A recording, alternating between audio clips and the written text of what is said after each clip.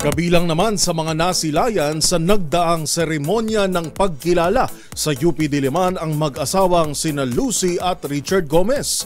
Ang actors turned politicians couple kasi dumalo rito para sa graduation ng kanilang unika iha na nagtapos lang naman bilang cum laude.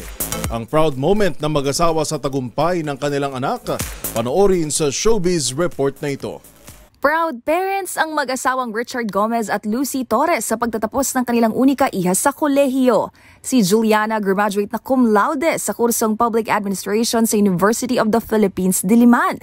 Sa panibagong milestone na ito sa buhay ng kanilang anak, senti mode ang actor-turned-politician nang magbalik tanaw noong unang beses nitong inihatid sa eskwela ang dalaga.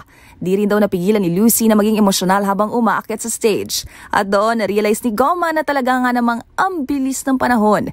Sa huli, mensahe nito sa unika iha, go on and make things better and beautiful.